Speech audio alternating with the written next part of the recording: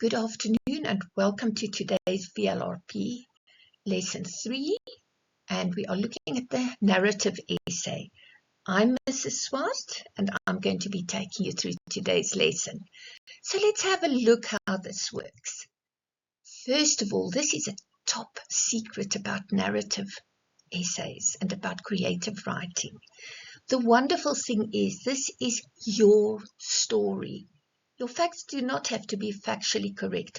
Obviously, there must be logic to it and there must be some semblance of sense to it. So if someone reads it, they must say, wow, this is exciting. It makes sense, even if the facts are not correct. So you could be writing about any topic. It could be about aliens. It could be about NASA, anything like that. And if your facts are not correct, it doesn't matter because this is a creative piece. You are the creator of your story, and it is a world of make-believe. It's your world of make-believe. So what is a narrative essay? It's an essay that tells a story. It's usually, we used to always speak about, it's an I story. I'm telling you about my story. You should really write about what you know. I said you could first because you can take what you do know and you can give it a twist. And I'm going to give you an example just now. So take what you know, but give it a twist in the tale, a little bit of a story to it, something different, not a mundane story. I think all of you have watched films that you have already read the book of, and when you watch the film, you say, but it's different to the book. Why? And that is for dramatic effect, to keep people interested in what's going on. Now, we're going to look at the topic, my best childhood memory.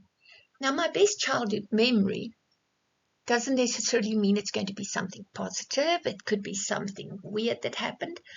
And in general, when we think to things like that, then we think of something, and when you start writing about it, you think, oh, this is very plain and ordinary. There's nothing special about it. But what we're going to do is we're going to take a real story and we're going to panel beat it. We're going to change it a bit. We're going to make it more exciting. We're going to use things like hyperbole, which is exaggeration, to change the story, to make the story more exciting for the reader. You know, when we always say think outside the box, that is when you're going to take something ordinary and make it totally different. So when you plan your essay, use the W question words. Those are things like who, when, where, what, why. That's if you're not sure how to plan it. And that can just give you a bit of a framework. And we'll look at the following example to assist you. We already spoke about hyperbole, where you exaggerate, and you do that to make the story more colorful. I think all of us have taken a book and you start reading it and you think, oh, I don't like the introduction. I'm not going to carry on with this. I'm not going to read this book because it's not exciting. Use adjectives and use adverbs to color in your story. So we use a process. Remember, in grade 8 and 9, we use a process to write. We brainstorm, we plan, we do a draft. A draft is a copy. It's not your final neat work. And you can't say first draft and final draft. A draft is a copy, so don't call it a draft if it's your neat work or your final presentation. You're going to revise and you're going to edit it. You're going to look at it and think, how can I improve this? Have I missed something? Is there something I could say differently? Does it make sense? There's a whole list you can do. There's actually, I made a checklist once for it that will really help. I will share it with the group at a later stage. And then you must do proofreading once you've edited. So when you do the proofreading, you can see if you are happy with it. When you've written your neat work, your neat presentation, you must go back there again as well. And then you have to make sure that there aren't errors there. If there are errors in your neat work, correct it in the color you wrote in. So if you've written in blue or black ink, if it's in blue, do the corrections over that in blue. If you've written in black, do the corrections in black ink. Not in pencil. Pencil is ignored by the examiner. Now, how to write a good introduction. You'll see the fisherman there. You want to cast the hook and hook the reader. You want to grab the reader's attention. when they start reading, they want to say, oh, I need to find out more about this. I want to know what's going on. So you want a fascinating fact or a thought-provoking question or an interesting tale. And then you're going to give a little bit of background. And because you have a limited number of words to write, you have to be very economical with your words. In other words, you have to say what's important and leave out the unimportant parts. You have to have a lot of power in the words that you use. And for some people, it's more difficult than others. And you're going to see now when we use a simple, straightforward story and we change it into something more exciting, you're going to look at this and you're going to say, I can do that, because you can. Now, this comes from our CAPS senior phase document. It is on page 40, and it says that a narrative writing is largely the presentation of a series of events in some meaningful order. The following are possible features of a narrative essay. You're going to write a story, a past event, fiction. I think fiction is important because fiction is a made-up story. So you can use a true story, but you can give it a twist or a change. You're going to use a storyline that is convincing. It's usually used in the past tense. You're going to use captivating introductory paragraph, reflect a point to be made, use unusually interesting ending. So it mustn't be predictable. It mustn't be a case of you reading something and you say, I know how this is going to end. I think you've all read books or watched films and you say, oh, I know what's going to happen in the end, and you say what's going to happen and it happens that way. We don't want to be so predictable. It's creative writing. Ensure sustained interest with your style, rhetorical device, and action. Now, rhetorical devices are when you use things like figures of speech, or when you use a rhetorical question would also be a rhetorical device, or just very good, clever use of language where you might use alliteration or assonance, metaphorical language, anything like that. So your figures of speech will help you there. Your excellent use of your adverbs, adjectives will assist you with that as well. Highlight sensory details and use descriptive elements. Now, this is just a mind map of, it's a very straightforward, really simple story about my childhood memory.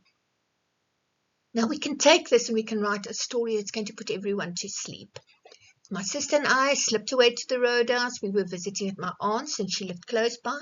I was about 5, so we climbed the fence and we went through people's yards till we got to the roadhouse, and my dad caught us. Oh my word, and were we in trouble. Now, if I tell you this story, you think, oh goodness, this is so boring. On its own, it is boring. But what about we take a straightforward, mundane story like this, and we make it more exciting and maybe even a little unpredictable. So you have a framework in your mind of something that's happened. And you look at, how am I going to change this idea into something with a lot of power and excitement in it? So let's look what we're going to do. So we're using the same thing here.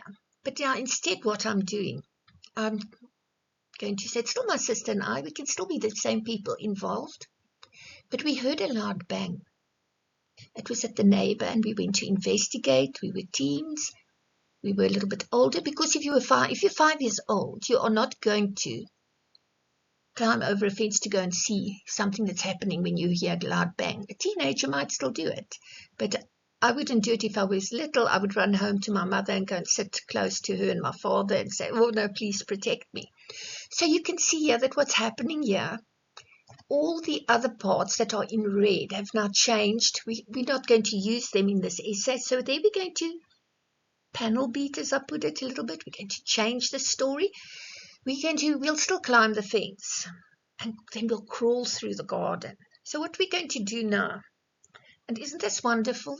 Creative writing, you can stretch the truth a little or a lot. So you don't have to tell the truth as such. It sounds like I'm encouraging you to lie. I'm encouraging you to use your creative juices and to think of something that could happen that's different. It's going to be more exciting than if I tell you, my sister and I slipped away to the roadhouse. Now let's see, when we make it more exciting, what happens. And then I want you to try this on your own. There isn't a quiz with this one, but I want you to go and practice writing something simple, something that happened to you, and then make it into an exciting story, into something totally weird and wonderful. And remember that you might have seen something on television, you might have read something that you can incorporate in your story. What it actually does is it helps to give you ideas of things to do. So let's look here. Remember, I started originally, my sister and I wanted to go and have ice cream. Well, this sounds a little bit better, doesn't it? That little voice kept telling me, don't do it. I should have listened and run as fast as my legs could go. But no, curiosity got the better of me. My sister and I, there we brought in who the characters are. My sister and I could not ignore the loud bang we heard while we were playing outside at my aunt's home. Of course it was night, and of course we just had to investigate. I've highlighted, of course, because it's anaphora, which is also a figure of speech. And what you do here, this is when you use repetition, and we've used it on purpose here. Of course, it was this, of course. And you'll find that a lot of poets use anaphora as well, because they want people to know that that is what they want to put some accent on. So now we know what the setting is. It's nighttime, and we're curious, we're going to investigate. So you see how easy it is to bring different figures of speech in here. And of course, use your direct language or your direct speech, but use it correctly. So what did we do?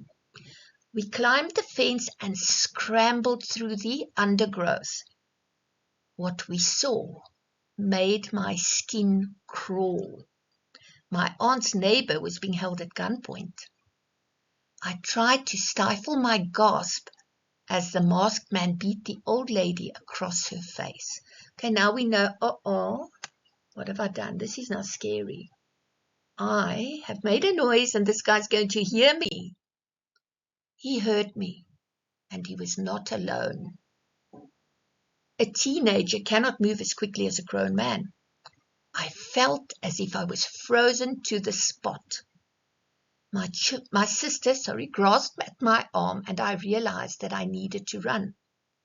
I became the prey with this monstrous animal chasing me. Isn't that better than, the man chased me and he caught me?